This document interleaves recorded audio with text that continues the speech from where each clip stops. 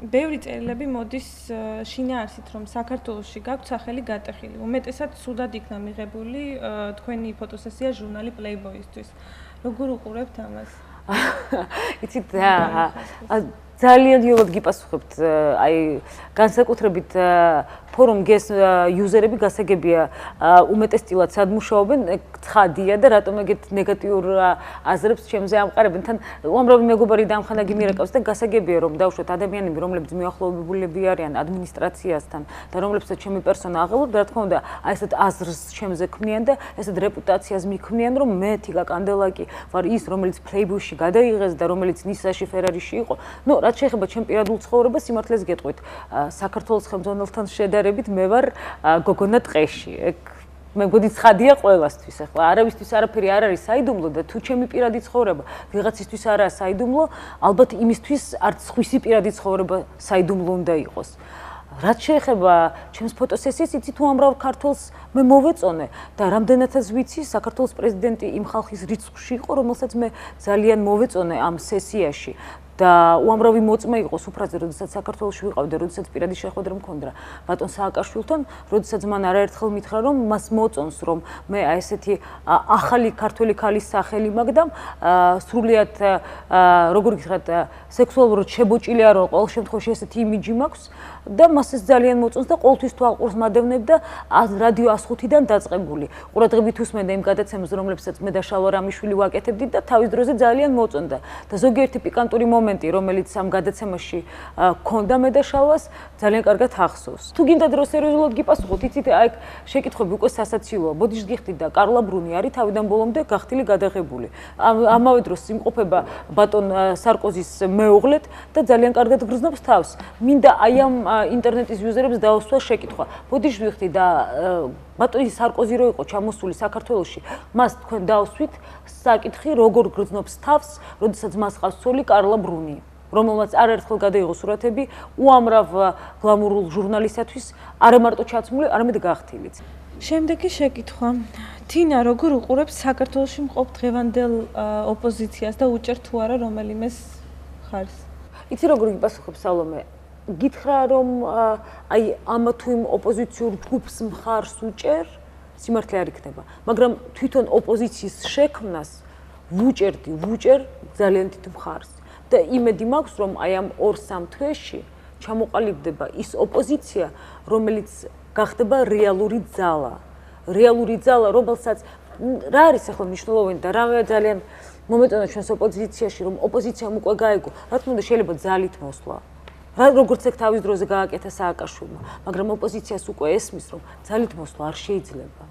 რევოლუცია აღარ ჭირდება საქართველოს რეალურად, აი ეს მე ძალიან მომწონს ჩვენ დღევანდელ ოპოზიციაში. ქართველებმა გავიგეთ, რომ დავიღალეთ ამ რევოლუციებისგან. ჩვენ გვინდა რომ ყველაფერი მოხდეს კანონიერად და შესაძლებელია დღესდღეობით რომ კანონიერად შეიცვალოს ხელისუფლება საქართველოში. რა თქმა უნდა, მე ვიცი ძალიან კარგად იმის შესახებ, რომ სააკაშვილი ძახის რომ ჯობია კრიზისის დროს ფული მივახმაროთ მოსახლეობას, არამედ საპარლამენტო არჩევნებს და პრეზიდენტის არჩევნებს. მაგრამ კრიზისი შინაგანი ბევრად უფრო საშიშია, ვიდრე კრიზისი ფინანსური. იმიტომ რომ ფინანსური კრიზისი ადრე თუ გვიან დამთავრდება, შინაგანი კრიზისი, სანამ ეს საკითხი არ გადაწყდება, არ დამთავრდება არასოდეს. ხედავთ თუ არა დღევანდელ საქართველოში პოტენციალურ პრეზიდენტს, მომავალ პრეზიდენტს, რომელიც შეცვლის მიხაილ სააკაშვილს? ჩვენ არც თუ ისე დიდი არჩევანი გვაქვს დღესდღეობით. თუ აი დიდ ფიგურებზე ვილაპარაკებთ, ბურჟანაძეს და ალასანიას გარეშე, ნუ ახლა შემიძლია უამრავი ფიგურა მოგიყვანოთ და ძალიან კარგად ვიცი ყველა აქტორი პოლიტიკური ცხოვრების დღევანდელ საქართველოში, მაგრამ რა თქმა უნდა, ყველა ვისაც პოლიტიკა მეტნაკლებად ესმის და ვინც დაუშვათ იგივე ამერიკა აიღე მაგალითად, ვინც ყურადღებას და მონაწილეობას ღებულობს საქართველოს პოლიტიკურ ცხოვრებაში, რა თქმა უნდა, ირჩევენ მხოლოდ იმათ, ვისაც აქვს რაღაც პოლიტიკური კაპიტალი. დღევანდელ საქართველოში პოლიტიკური კაპიტალი აქვს ქალბატონ ბურჟანაძეს და რა თქმა უნდა, უამრავი ადამიანი იმედებს ამყარებს ბატონ ალასანიასთან ერთხელ. კიდევ ერთხელ განმეორდები, ამ ორი ადამიანის გარეშე, ყოველ შემთხვევაში დღევანდელ საქართველოში მე არავის არ ვხედავ.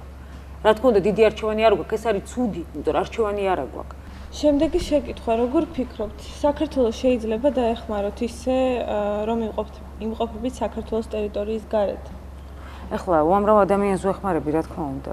თუ დავუშვათ რაღაც მატერიალურ დახმარებაზე მეკითხები სალომე, რა თქმა უნდა, რაღაც დიდი ჩემი გმირობა არ არის, ნებისმიერი ქართველი, რომელიც საქართველოს ფარგლებს გარეთ იმყოფება, რა თქმა უნდა, თავისი ანებს ეხმარება. უამრავი მეგობარი ახლობელი და ნაცისები მყავს, ვისაც ვეხმარები.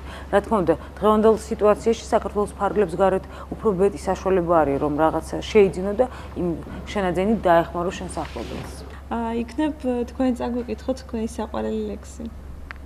სიმართლე გითხრა, სალომე, იცით, ქართული პოეზია საერთოდ იმდანაც დიდია, რომ ძნელია რაღაც ახლა გამოხატო და ხალხს აჩვენა, როგორ მიყვარს ქართული პოეზია. მაგრამ ერთი ლექსი არის ლადო ასათიანის, რომელიც აქ დავუშვათ, რომ ეკითხებიან აი ქართულ პოეზიაზე. ყოველთვის ეგ ლექსი მახსენდება, იმიტომ რომ ძალიან კარგად გამოხატავს ჩვენ სულს და საერთოდ აი ქართულ სულს. არსებობს ესეთი ქართული სული, რაღაცნაირი ველური და ამ ლექსში ჩემის აზრით ყველაფერი არის გამოხატული.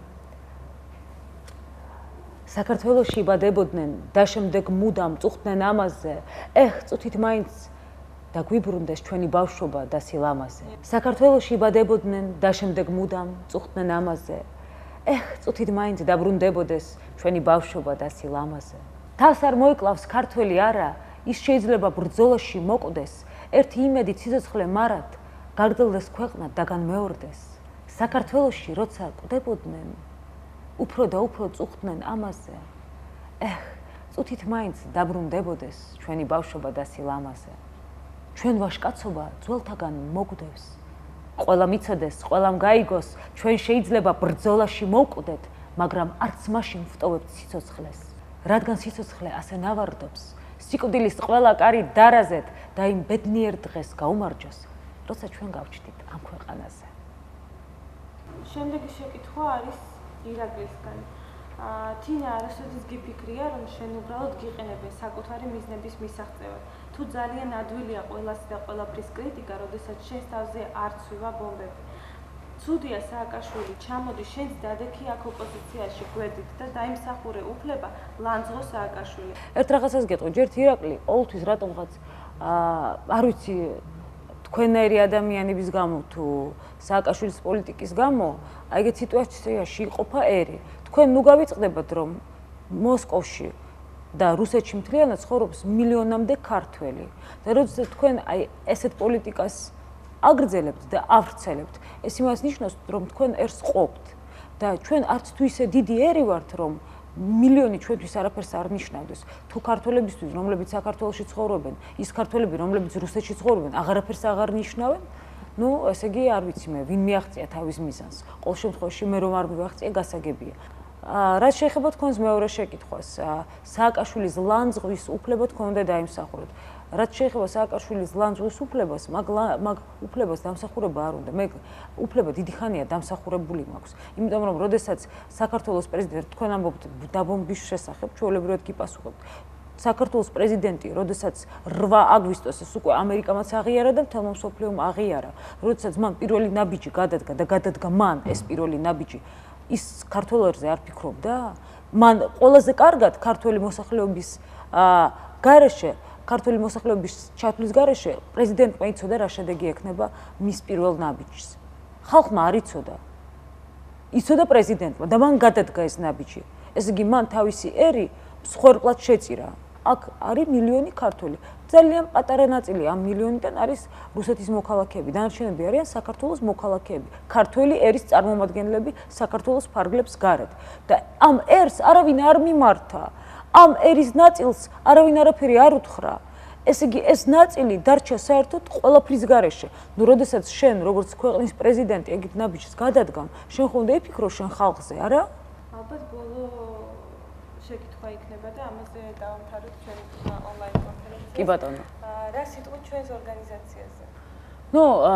სხვათა შორის ჩემო უნივერსიტეტში RGGU-ში, სადაც სწავლობდი და სადაც ახლა ასპირანტურაში ვარ, უამრავი ქართველი ახალგაზრდა იყო, რომელსაც სულ სხვა პოზიცია ჰქონდა, რომელიც ჩემ პოზიციას ეთანხმებოდა და ძალიან ბევრს მაგაზე ვლაპარაკობდი. როდესაც თქვენთან მოვიდი, აქ უამრავი ახალგაზრდა ვნახე და ძალიან მომწონს სიმართლე გითხრათ. ძალიან გამეხარდა რომ გნახეთ, იმიტომ რომ თქვენ ხართ სოციალურად და პოლიტიკურად აქტიურები და ეს დღევანდელ საქართველოს და დღევანდელ ქართველობას მით უმეტეს რუსეთში ძალიან ჭირდება. იმიტომ რომ ჩვენ ვართ საკმაოდ დიდი ძალა, მე ვთვლი, რომელსაც აქვს თავისი აზრი, რომელსაც აქვს თავისი პოზიცია და რა თქმა უნდა რატომ უნდა ვიყოთ გაჩუმებულები? ჯანმრთელობას გისურვებთ და ბედნიერებას. კარგად გზადებოდეთ. ნახვამდის.